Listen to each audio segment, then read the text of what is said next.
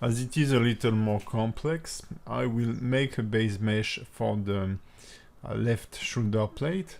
So first I make sure to get a mirror modifier on the y-axis for two reasons. The first one is to work faster, and we can guess that this piece can be mirrored, but it's also to be able to use mirror while sculpting the dragon head to divide the work by two.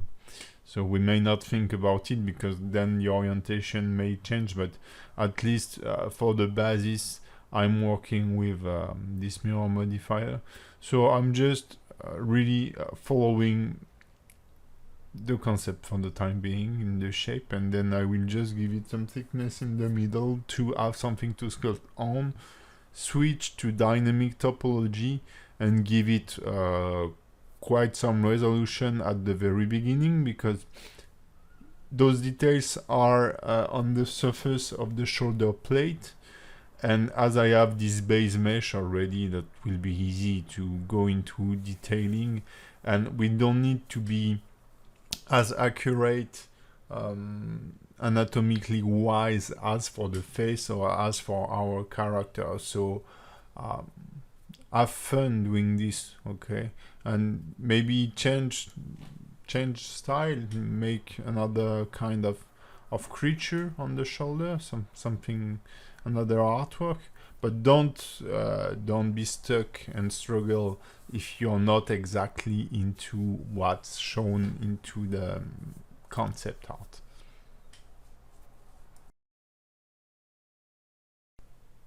So as told before, I have been checking a bit the resolution. I needed to make it a little higher before I enabled the dynamic topology, not to mess with the sharp edges of the base mesh. And I will start working on this by directly setting the landmarks such as the eye sockets and the eyebrow and the bridge of the nose. This will really help me having landmarks currently, some kind of references to make it work. So as I told you before, we are not as anatomically concerned as for our character, but try to keep this kind of workflow in mind whenever you're brushing a surface. Try to think that, is there a muscle there, or does this could be some muscle? We don't know, okay? Now I'm directly drawing the mouth following the concept again. So you can see that I don't really have exactly the same proportion as the reference, but I will be able to correct it and rapidly get the right feeling about this sculpt.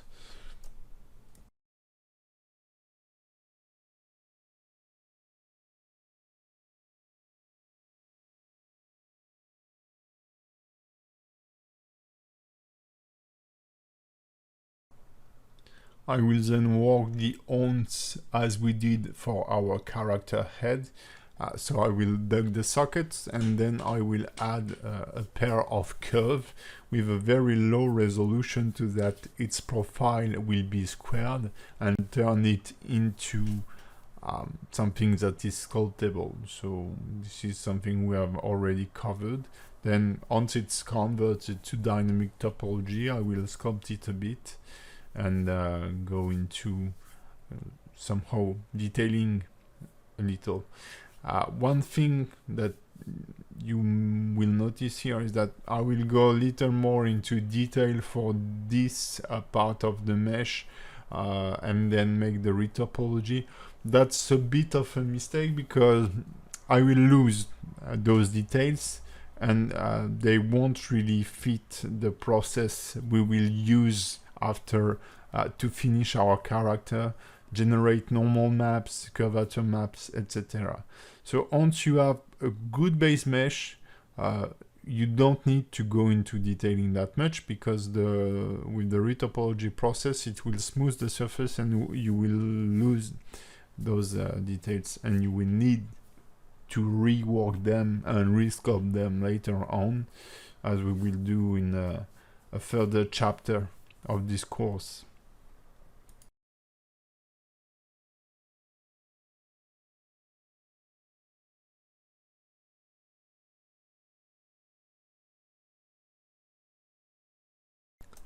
Another thing you could try to save you some time about the horns is to model them instead of sculpt, because I will sculpt them, then make a retopology while they are very simple, and this current state where it's a basic curve is pretty good. So you could just bevel all the edges with free cuts to make it harden, sorry, whenever you will add a subdivision modifier. And this could be a very good base mesh, because you will see me sculpting it to get to this result, but it will take me like an hour of work or so, while you could do this in 5 minutes. So just think about it, convert those curves to be a mesh, then select everything, press Ctrl B, bevel everything with free cuts, and that's it.